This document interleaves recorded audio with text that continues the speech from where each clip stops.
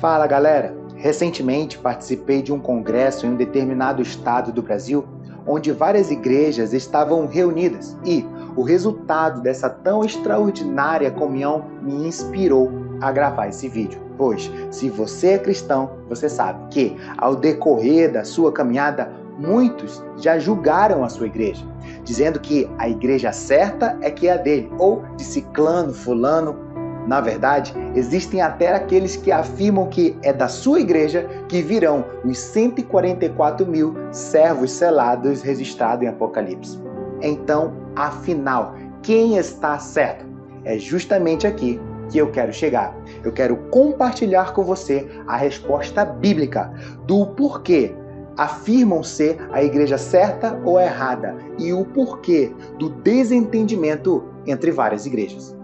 Então, vamos lá. Sabemos que igreja é o corpo de Cristo e a sua missão é revelar a multiforme sabedoria de Deus. Opa, aí há um detalhe, pois se é multiforme, logo a sabedoria de Deus pode ser revelada de muitas formas. Ou seja, várias pessoas observarão esta sabedoria de prismas, de perspectivas distintas, de modo de vistas diferente. E isto não quer dizer que cada observação é concorrente, nem necessariamente errada, mas complementares. Vamos entender isso pela palavra de Deus. Quando João está na ilha de Pátimo e ele tem uma visão da glória de Cristo.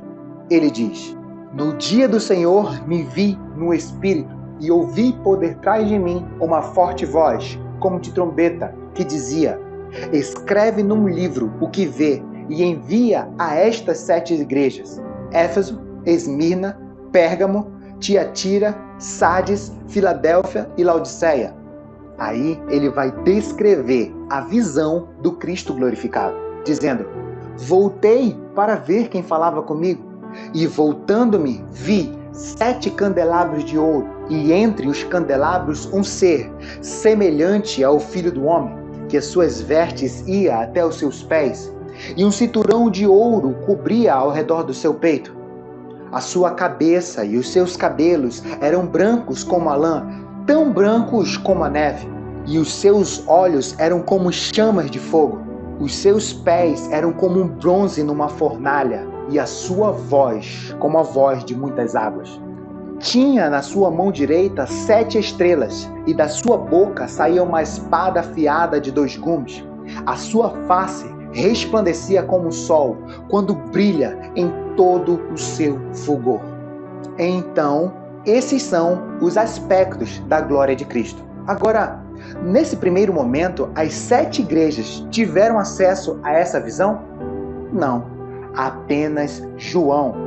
Porém, perceba que no capítulo 2 e 3 de Apocalipse, Cristo vai se revelar para cada igreja de uma maneira distinta. É como se a visão que João teve fosse dividida em 7 peças de um quebra-cabeça, e cada uma dessas peças entregue para cada igreja. Exemplo, para a igreja de Éfeso, ele diz: "Assim diz aquele que tem na sua mão direita 7 estrelas e que anda entre os candelabros." Aqui é um dos aspectos da glória de Cristo, revelada para aquela igreja em específico. Já para a igreja de Esmirna, ele diz: "Assim diz aquele que é o início e o fim, o alfa e o ômega, aquele que estava morto e reviveu." Aqui já é outro aspecto da glória de Cristo revelada para aquela igreja específica. Já para a igreja de Pérgamo, ele diz: "Assim diz aquele que tem uma espada de 2 gumes." E por aí vai. Para a igreja de Tiatira, ele diz que ele é aquele que tem os olhos como a chama de fogo e os pés como um latão reluzente. Resumindo, se você perguntasse para as 7 igrejas qual é a glória de Cristo, cada uma delas responderia de forma diferente. Imagina, a igreja de Pérgamo diria: "A glória de Cristo é que da sua boca sai uma espada de 2 gumes." Aí a igreja de Tiatira, ouvindo isso, diria: "Não, a glória de Cristo é que os seus olhos são como chama de fogo e os seus pés são como um bronze reluzente." Aí a igreja de Esmirna olharia aos dois e diria: não, vocês estão completamente errados, pois a glória de Cristo é que ele era o início e o fim, o alfa e o ômega, o que estava morto e reviveu. Aí eu pergunto para você, eles estavam errados? Não. A visão bíblica que eles carregavam acerca da glória de Cristo estava correta, porém incompleta. A única maneira das 7 igrejas acessarem a plenitude da glória de Cristo era se elas fizessem aquilo que Cristo as mandou fazer no final de cada carta. E no final de cada carta está escrito: aqueles que têm ouvidos para ouvir, ouça o que o Espírito diz às igrejas, no plural.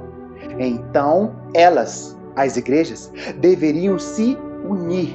E, na comunhão com as demais igrejas, elas então acessariam a plenitude da glória do conhecimento de Cristo Jesus. Percebe agora, dias atuais, que várias igrejas carregam a revelação bíblica da glória de Cristo e nós só teremos a plenitude do conhecimento desta revelação e cumpriremos o nosso propósito de fazê-lo conhecido quando nós estivermos unidos em comunhão? Será que não é exatamente por isso que o inimigo da igreja, o inimigo das nossas almas, tem investido fortemente na discórdia entre os irmãos? Qual é a preciosa revelação bíblica que você carrega de Jesus? Eu quero aprender com você. Que esses últimos dias sejam marcados não por igrejas humanistas e religiosas, mas por igrejas unidas em um único propósito, pois sabemos, biblicamente, que só assim conhecerão a Cristo. Quando? Quando nós formos um. Junto à Fonte vai ficando por aqui. E se esse vídeo edificou a sua vida, eu vou te pedir, curta, comente e compartilhe com alguém, independentemente da placa da sua igreja. Declare, em Cristo Jesus, nós somos um. Queremos te apresentar, Senhor, este estudo. Quero te apresentar o teu servo, Pai, Espírito Santo, que posso fazer lembrar, Senhor, que ele estudou.